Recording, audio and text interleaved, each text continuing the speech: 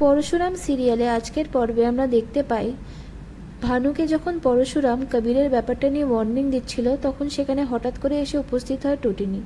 আচমকা এভাবে টুটিনিকে দেখে পরশুরাম ভ্যাবাচাকা খেয়ে যায়।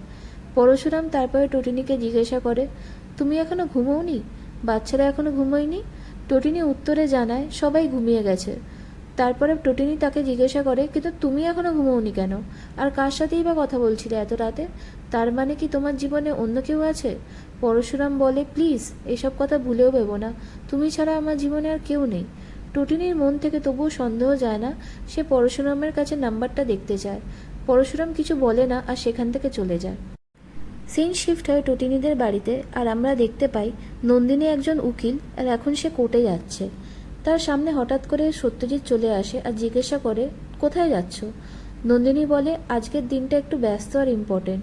আজকে বাব্বারের কেসটা কোর্টে উঠবে, তার হয়েই লড়তে যাচ্ছি। ড্রাগ স্মাগলিং থেকে শুরু করে ওমেন ট্রাফিকিং অবধি সমস্ত ঘৃণ্য রকমের কাজে এই বব্বর জড়িত ছিল আর তাকে ধরেছে স্পেশাল ব্রাঞ্চের একজন বাঘা অফিসার। সত্যজিৎ এরপরে নন্দিনীকে কবিরের কেসটা নিতে বলে আর বলে, কবিরকে অ্যারেস্ট করা হয়েছে গতকাল। কবির যেন বিয়ের আগে ছাড়া পেয়ে যায়। আর আমি শিওর যে ও ইনোসেন্ট, ওকে ফাঁসানো হচ্ছে। আরাধ্যাও প্রচণ্ড কাকুতি মিনতি করতে থাকে নন্দিনীর কাছে। নন্দিনী রাজি হয়ে যায় আর বলে, কবির যদি নির্দোষ হয় তাহলে আমি ওকে নিশ্চয়ই বাঁচাবো। এরপরে নন্দিনী ঠিক করে টুটিনিকে কল করে তার সাথে আসতে বলবে, কারণ পরিবারের থেকে কাউকে যেতে হবে সেখানে, আর এই ক্ষেত্রে টুটিনির থেকে ভরসাযোগ্য আর কেউ নেই। এরপরে সিন শিফট হয়, আমরা দেখতে পাই টুটিনি তার বাচ্চাদেরকে রেডি করছে স্কুলে যাওয়ার জন্য। নন্দিনী টুটিনিকে কল করে আর বলে, কবিরের সাথে আমি কথা বলতে যাব, তুইও একবার চলে আয় আমার সাথে। এরপরে নন্দিনী আর টুটিনি দুজনে মিলে কবিরের সাথে দেখা করতে যায় স্পেশাল ব্রাঞ্চে। তাদেরকে দেখে কবির চমকে ওঠে। টুটিনিকে ডোডো চিনতে পারে। ডোডোর তো ভয়ে গলা শুকিয়ে আসে। একজন অফিসার তড়িঘড়ি পরশুরামের কাছে সেই খবরটা দেয় যে টুটিনি এসছে কবিরের সাথে দেখা করতে। পরশুরাম ছুটে যায় সেই দিকে। এরপরে নন্দিনী কবিরকে প্রশ্ন করে যে, বলো কি ঘটেছিল সেদিন। কবির বলতে চায় না।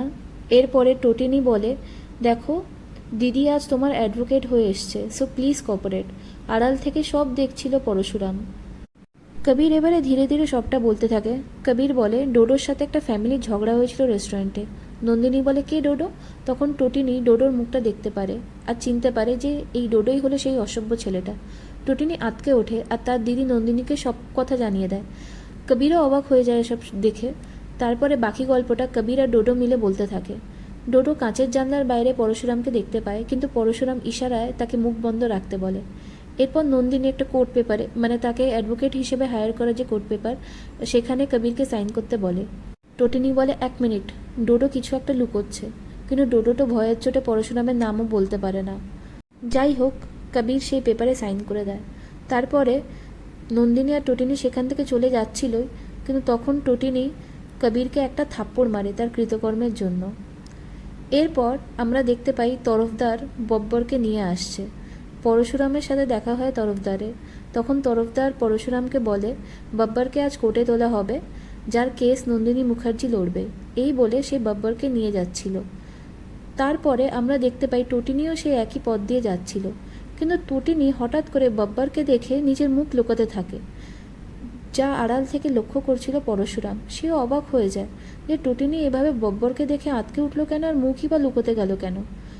পরের পর্বে আমরা দেখতে পাবো নন্দিনী বাড়ির সবাইকে জানিয়ে দিচ্ছে যে কিডন্যাপিংয়ের পেছনে কবিরেরই হাত ছিল।